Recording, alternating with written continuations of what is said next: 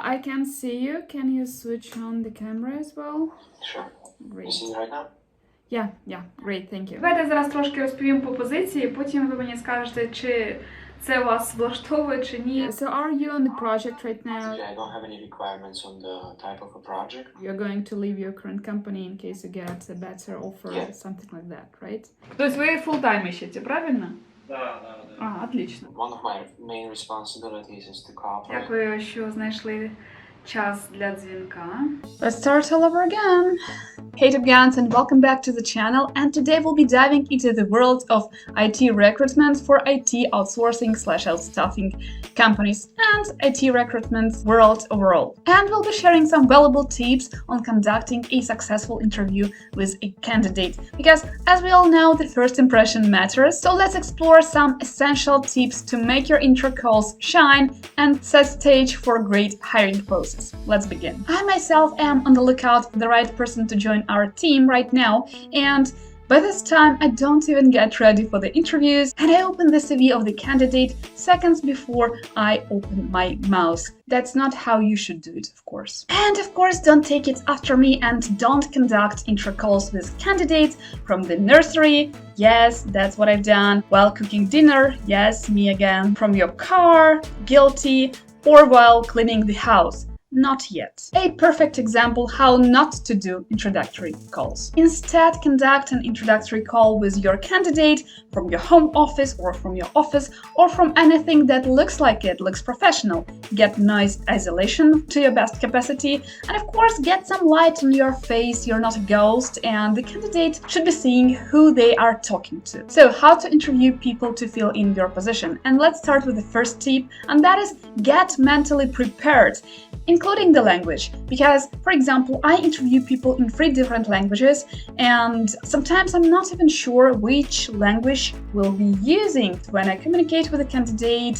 On some platforms we use English as an international language, but then as the call starts we both understand that we have another language that is native to ourselves, and of course I need to brush up my language skills, especially when we'll be using the language I'm not really fluent in. Apart from that, just put yourself in the right mental mood to conduct an interview. And of course, before making the call, take your time to research the candidate's background, their job history, any online presence, any feedback. Maybe you can find some feedback on their LinkedIn profile.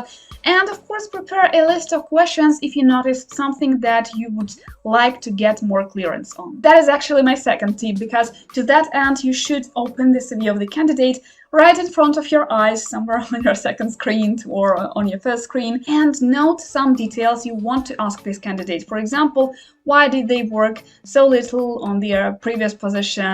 For example, when I see that the candidate has worked less than a year on each and every of their position, or at least 2, that is a red flag, that is a disturbing sign, and of course you should be asking their reasons. And of course you should be creating a positive atmosphere. That is the tip number 3, because that is your first acquaintance with this person, and it's crucial to give a positive impression of your company if you represent your company. But even if you're a professional recruiter, still the same. The first tip would be building a rapport, and that is essential because establishing a connection between you and the candidate is crucial to understand all sorts of particular details, whether the candidate is perhaps unsure somewhere or even lying to you. Use your empathy and emotional intelligence to read through the candidate and to understand their mood, attitudes, and actually mentality, because you want to take those notes and to understand what kind of a person that is.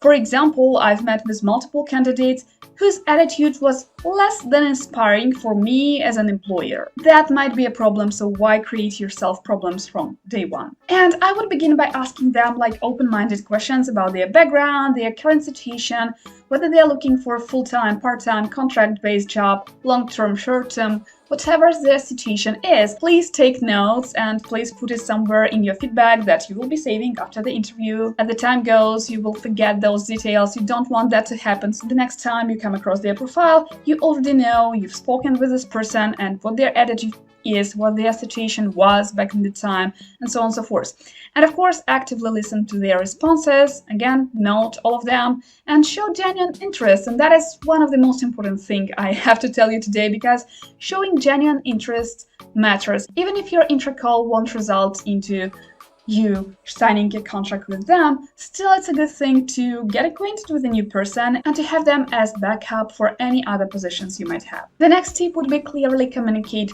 the job details. And this is important because many recruiters won't respond to direct questions of candidates, especially when it comes to salaries. Don't be that person. You have a salary range and you can communicate that salary range to the candidate. It doesn't necessarily mean that you are to offer them the highest rate. If after the technical interview you say you lack XYZ skills for us to offer you the highest rate and this is what we can offer to you, that would be fair, but you should be transparent with them from day one. So communicate all the details about the job role, the responsibilities, the company, the industry, the project particulars, and other details like the team might be international, where the project management will be conducted from, and so on and so forth. And the sixth tip would be similar to that one, like you should be communicating clearly all the details to your candidate, to this candidate, but also you should be showcasing your company culture. There are ambitious people who want a position that would allow them to grow within the company,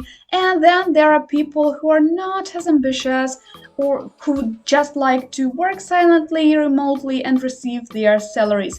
And you yourself should actually picture your ideal candidate for the role. The same way you create ICP, ideal customer profile in sales, the same way you should be creating ideal candidate profile in recruitment. Now, the seventh tip would be similar to the fifth tip, and that is address the candidate's concerns and questions. I would recommend you doing that each stage of your intro call. For example, you tell about the company background and you can ask the candidate what questions you have so far.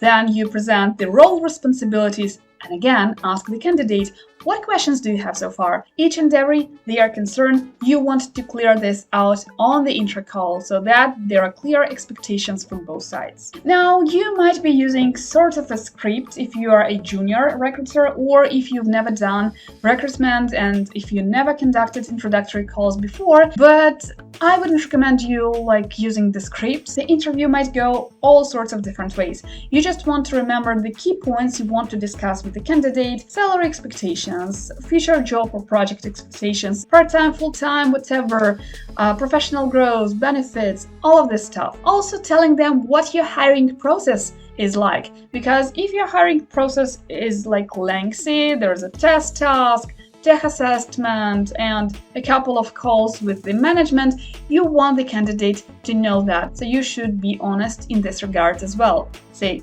we have the hiring process that looks like this. Are you okay with that? Are you ready to proceed? So the ninth tip would be to set clear expectations and follow-up steps. So at the end of your intro call, and by the way, intro calls should never be more than 15 to 20 minutes. And by the end of it, you agree on the next steps. So you give them a call to action at the end of the call. If this candidate is not a fit, or if it is a fit, doesn't really matter, you want to store this candidate for the future. So that would be my 10th tip. You want to store this candidate for the future, even if they don't fit into the role, because the picture might look completely different in a year or two. So that's what you want to do, to store them for the future and to use their CV for any further opportunities. And there you have it, 10 essential tips to make your hiring process a success. And if you'd like to learn more about how to build a perfect team, go and watch this video next. I'll see you there.